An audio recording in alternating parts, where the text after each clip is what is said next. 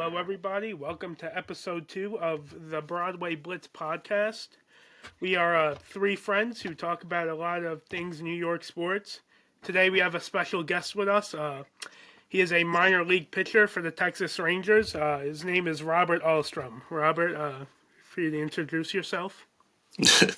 Yeah, Robert, thanks for having me on. I'm excited. Of course. First question we want to get into. This is an obvious one. It's about an incident that happened a few years ago Oh, when you jeez. found out you were being traded by a good friend of ours, Yankee Source, via Instagram comments. Yeah, it's everyone's favorite question. No, I thought I was getting pranked, to be honest. I was just last day of spring training in Tampa with the Yankees and get a comment. I was playing video games, get a comment on my Instagram saying good luck in Texas. And I didn't know what that meant. So I said, wait, what?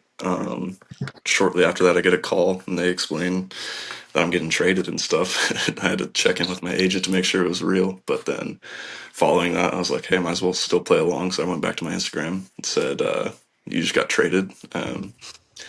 I was like, yeah, let's keep playing along. So I said I did. And then next thing you know, ESPN, Barstool, Bleacher Report, they all picked it up, made a story out of it. So it blew up pretty quick. All right, another question I have for you.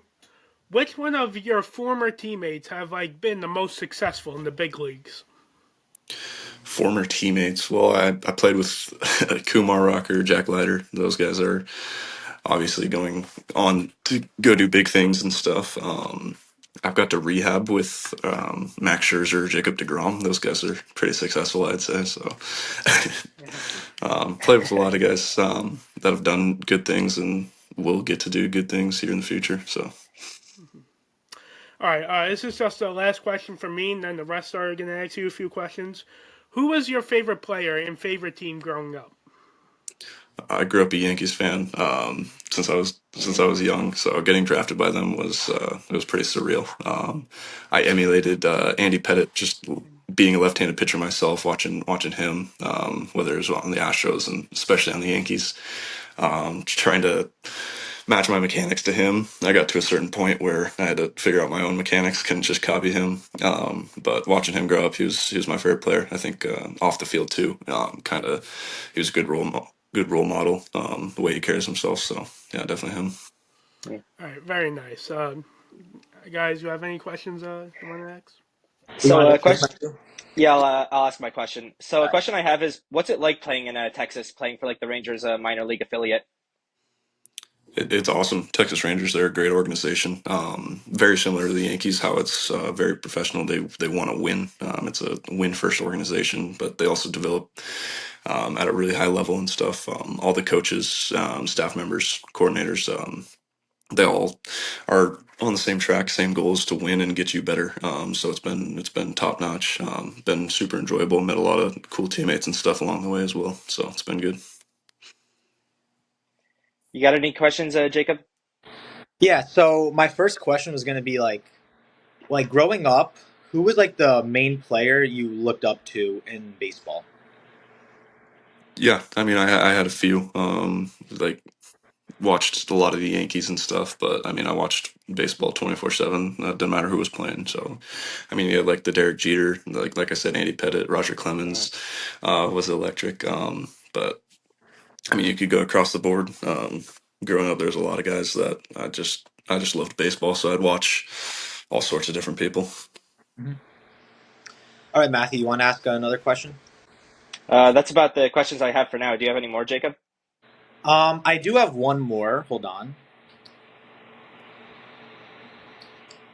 All right, so my next question, probably my last one as well.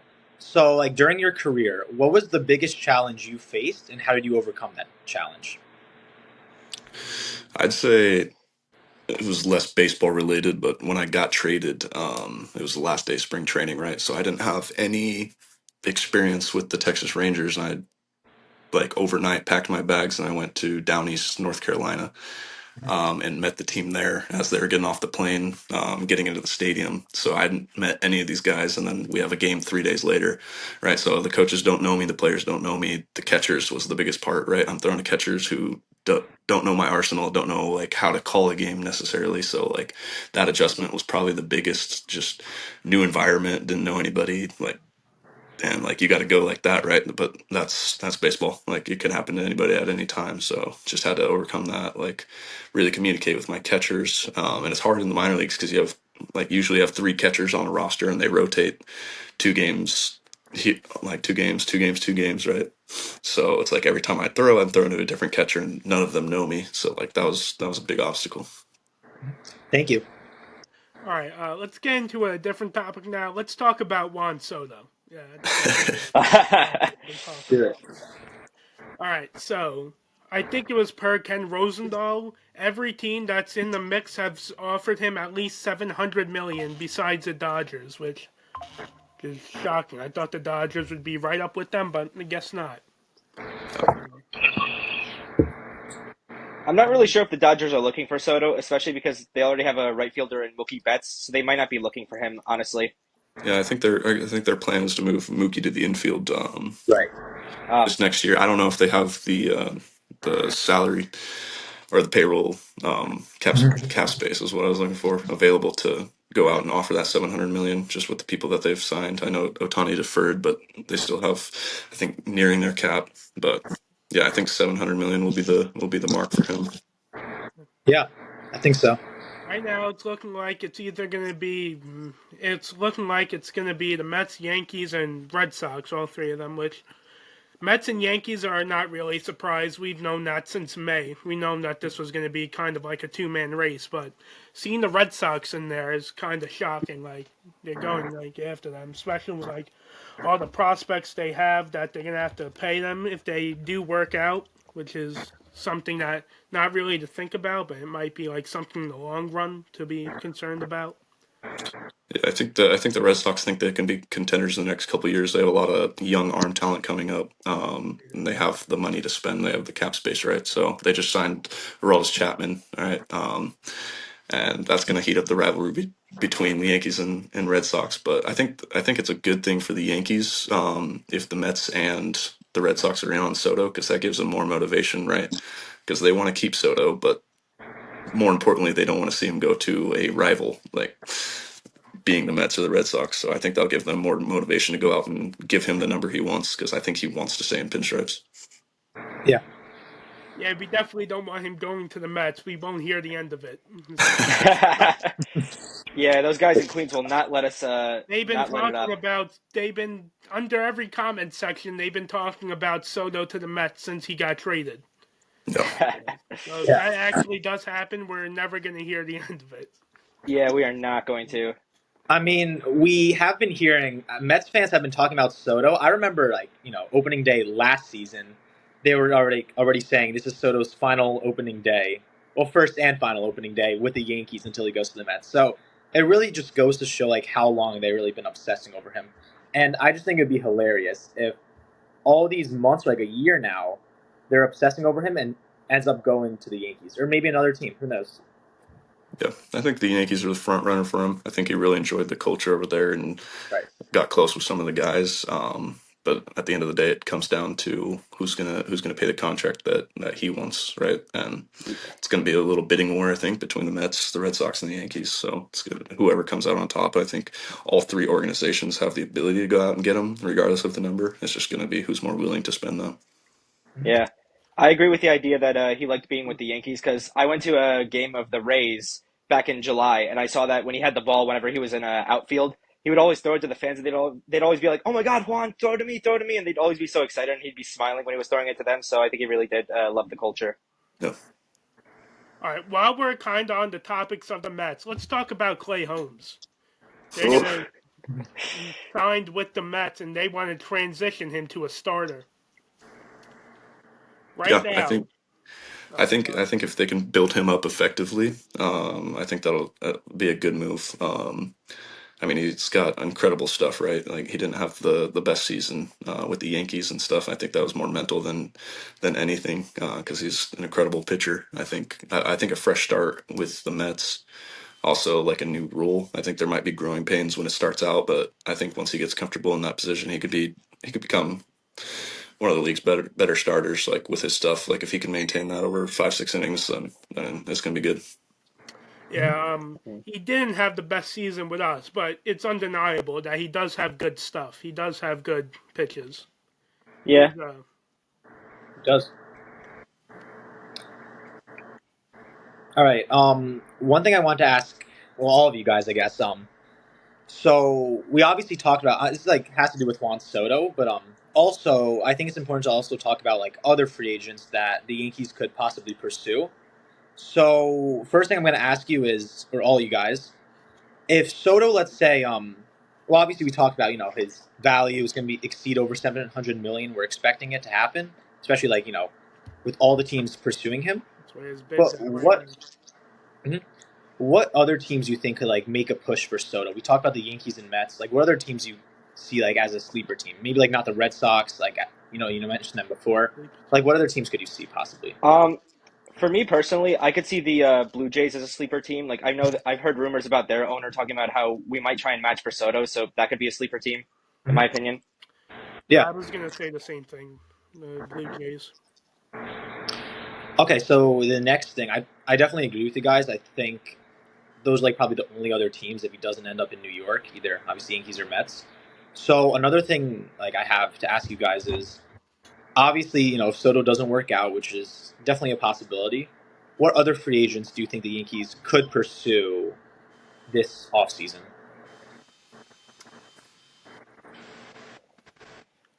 Or through trade? I'm trying to think here. Like maybe Anthony Santander, put him in the outfield, maybe. Yeah. Maybe. What would you guys think about possibly trading for Cody Bellinger? A lot of his value comes from his defense in the outfield. If we're gonna trade for him and put him at first base, I don't really think that would make sense. But I Yeah, I think whatever. agree with that. I think he would be a good fit for the Yankees. I think the short porch and stuff with his swing and stuff would elevate him. But I think the Yankees have a lot of things to clean up defensively, base running and stuff. So they need to, if they're not going to get Soto, they need to go out and get a ball player that can play defense, can run the bases and stuff. I mean, they have the explosion, right? They have Giancarlo, they have Aaron Judge, they have guys that can hit the ball over the wall and stuff. And I mean, Judge plays good defense too, but they need guys that are going to play a complete game, right? Like you need all assets of the game, and that's where they got exposed in the World Series, and the Dodgers had that scouted. It's like just put the ball in play; they're going to hurt themselves. And I mean, fifth inning of that game, right? Yeah. Came to be true. Yeah. So they need to, like, the Yankees are searching. If they're not going to get Soto, they need to go get people who are going to complement the offense, defensively, base running, stuff like that. All right. Well, let's change the sport, Robert. I don't know if you watch hockey, but let's talk about Jacob Trouba. I know, Jacob, you're happy he's gone. I am very happy. You, Matthew. Yeah, I'm pretty happy about that as well. He didn't really produce much offensively, especially not in the playoffs last year against the Panthers and Hurricanes. I'm shocked it took this long for him to be traded. Yeah, I am too. He was not. He was not ideal for the Rangers organization to be captain. Nope, No, he was not. definitely not. I don't know what took them so long to get rid of him.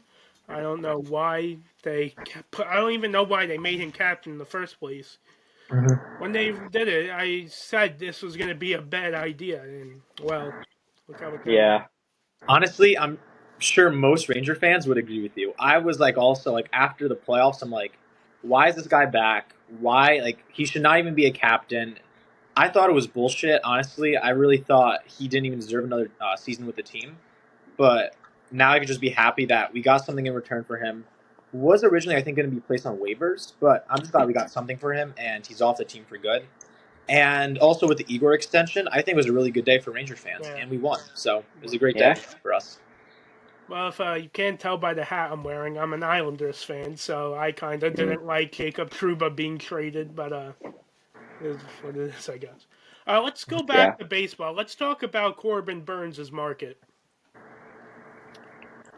I was expecting the Mets to be all in on Corbin Burns, but we really haven't heard much from the Mets on Corbin Burns yet, at least. I think all their focus right now is with Soto. Definitely. What kind of concerns me is the Yankees are going out. They've been talking to like other free agents. I believe they talked to Bueller, they talked to Max Fried and Corbin Burns. They've talked to the Cubs about Bellinger and Nico Horner. That kind of makes me concerned that they're kind of preparing for life without Soto. That's definitely Yeah. something that makes me Definitely. concerned. I think it's a contingency plan. Like, I think they're still hunting for Soto. I think it's just a thing that they're looking for a plan B in case it doesn't work out because they're expecting it not to. Yeah, what I'm worried about. Yeah. But Corbin Burns' market right now, have we really heard from many teams about him? I don't think Not so. yet, I I don't think the think. Giants are in contact with him from last I heard. But there was a report, I think, for the Yankees. I don't know if it was for Corbin Burns, but they had like that long call with Max Fried. Yeah, I they don't know had if it a was also 90-minute also Zoom call. for Corbin Burns. I think there I was think like Corbin. also reports on him. I don't know. I, I could be I wrong. heard something about a productive Zoom call with Corbin Burns. I could be wrong on that, but I heard that as well. hmm I It would, could be. I think it was Max Fried. Yeah, it was Max Fried that had the Yeah, Zoom Max call. Fried as well. Yeah. That's what I Or heard. Fried. There's also something about Corbin Burns. I'm not really sure like what it was, but I think like the reports came out like at the same time, so it might have been something similar. I'm not sure. Yeah, I think if you're the Yankees, you definitely need to go out there and get a starter for this offseason. Definitely. Yeah. Totally agree. Robert, what are your opinions on Corbin Burns' market? I mean, he's going to be a top 10 pitcher in the league year in, year out when he's healthy, right? So anybody that's going to get him is going to automatically boost their starting rotation, boost their team overall. He's an ace, right? So it's like it'd be hard for him to go somewhere, be the two, be the three, right? So Mm. I think he's going to be. I've seen Detroit; they've reached out to him. I mean, he wouldn't be the one there with Skubal, but if he went there, Detroit would be looking pretty good. I mean, they have a lot of young talent, so they have money to go out and spend, right? So they got the guys still on their rookie contracts and low contracts. So if they were to do something, it would be now would be the time to start building, especially with the playoff push they had last year. Yeah. Yeah. Thing is with the Tigers, they have that horrible contract with Javier Baez right now. That's not a pretty contract. That is not. Yeah, that's kind of handcuffing them. Don't know why they made that in the first place, but Yeah. I mean, Yeah, like all their playoff success from what I saw was despite Javi Baez, not because of him. Because when they got into the playoffs, he was injured, so he was out for the season. So it really was because he was off the team pretty much for the year. hmm I don't know if like that would be like the main reason why they made the playoffs. Well, not the main reason, but I feel like it's like one of them because Baez didn't really produce much for the Tigers from what I saw No, ever this since year. he's been shit ever since they signed him to that contract. He's not been good. Yeah. All right, let's get to the topic of football. The Giants are expected to go with Drew Lock on Sunday. Who are we playing? The Saints. We're playing the Drew Saints. Lock against the Saints. Mhm. I really think it's just tank season. I don't think that they really care about winning at this point. I think it's just tank season, get one of the highest overall picks in the draft, and get a new quarterback. Yeah. I actually have a question for Robert. Obviously, like staying in the topic of football, what team did you like? What team and players did you grow up watching for? If you did watch football, I'm assuming. yeah, I grew up in Northern California. So the closest teams were the 49ers and the Raiders, and my dad couldn't stand the 49ers, so by default we were Raiders fans. So it's been a tough go of that as a fan. I had the Yeah. Yankees who were dominant, but then I had the Raiders who have been historically bad in my lifetime. But I mean, I still follow them. It's very frustrating, but It is. I'd say they're still my team. Mhm. But I love watching football. So I watch every game on Sunday. Catch a Monday, catch a Thursday. Um, so Who would you I mean, say? I'd say. Hold on. Can I just say this last thing? Yeah, go ahead. I say it's like probably Raiders, Giants. I say like we're in pretty similar situations right now. With like quarterbacks. Obviously going for that number one pick, and there's still a lot of games left, so a lot of things can change. Really, I know Raiders fans are mostly in on Shador, the Colorado quarterback. I don't know what you would think about him, but from what I'm seeing, Raiders fans love him. He posted a video yesterday at like driving by the stadium, so it seems like a more like better fit for him. But personally, I would rather have him on the Giants. What would you think about that? You can take him if you guys have the pick. You can have him. I think it would be good as a more of a marketing deal. And I mean, Yeah, there's a chance the Raiders, if they draft Shadur, that Dion comes with him, right? it's Like we possible. Yeah, we have probably. the interim coach that we hired. He hasn't done a fantastic job. So I think that they would be willing to move on from that. I Yeah. know Dion mentioned that he doesn't want Carolina to draft Shadur, I think, along with Travis Hunter. So it's going to be interesting this year of like, do they call the bluff and still draft him, or do they let him fall? And I mean, he's a great college quarterback and stuff. It's always tough to see how that would translate to the NFL. I personally I don't think that would be the fit to rebuild a team. I think he would do better in a system that's already in place. Makes Yeah, sense. I actually have a question for Robert. Who is your current favorite player on the Raiders? On the Raiders, Yeah, Question. well, I love Max Crosby. I figured you would. He holds it down the defense. He's the only reason we're in half the games we are. And then Gardner Minshew, not the best quarterback in the league by any means, but I mean he's got the flow, he's got the mustache. I cut my hair a little bit ago, but we had the same look going for a little while. He's a dude. All right, so change the topic back to baseball a bit. Oh, do we generally think that? I know we were talking about him before, but do we actually think the Cubs are going to move Cody Bellinger? Anyone? Uh, What do you Honestly, think?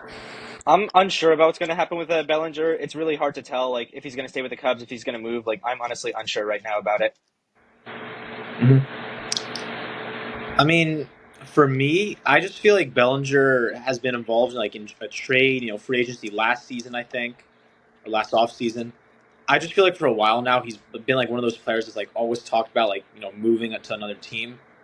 The Cubs are like in a weird spot right now. I think they had higher expectations last season, but obviously didn't come close to them. So I would lean with him leaving the Cubs, but again, I feel like we see these like rumors every year with him. So I feel like you don't really know what's going to happen. Yeah, I think they're looking for a lot of value, right? They're gonna need quite a few prospects to give them over. So it's going to come down to who's willing to give up the most. And if they don't get that, I think they're willing to hold on to him. It's not like we need to get him out of the door and rebuild right away, but they're definitely putting him on the table just to see, like, okay, if we can rebuild a farm system with this one trade, then it'll be worth doing. Yeah. All right, so I don't know much about it, but let's talk about a bit of basketball. Let's talk about the Knicks. I've heard they've been doing pretty well lately. Yeah, I think they're on a 4-game winning streak now, if I'm not mistaken. 4 games, yeah, but it could be 5 tonight. It Who could they be. won? Pistons. Oh, aren't they like historically bad? Pistons, yeah, they haven't been great, but I think Brunson and Cat are questionable. So I want to say like it's a guarantee we win, but I would assume they would still play. Who knows?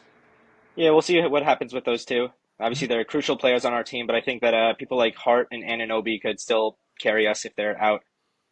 Against the Pistons, I mean they have been better, but I feel like no matter who they get, they'll always be like at the bottom of the league. It's just they're one of those like teams you just never see them do good. Yeah, they seem pretty cursed, honestly. Yeah. All right. I just have another question for Robert. Is going back to baseball. Robert, what made you a Yankee fan growing up? I don't even remember the origins. So my parents, they never played college sports or anything. My dad didn't play baseball, but they were Yankees fans and stuff. So we'd watch Yankee games and stuff. So I was kind of a fan then. And then we went to the Oakland Coliseum and the A's were playing the Yankees. We sat on right behind the Yankees dugout and stuff. And pregame, I saw Andy Pettit and Derek Jeter. I saw all the guys and stuff, and I was like, wow, these guys are really cool. And so I started rooting for them, and then ever since then, it's grown. And then watching that World Series, watching them get it done, it was like, okay, that's really cool. So I've been a fan for a while and stuff. I don't think it was diehard fan until I went and sat behind their dugout and got to see them in person, and I was like, okay, wow, like these are guys I want to root for.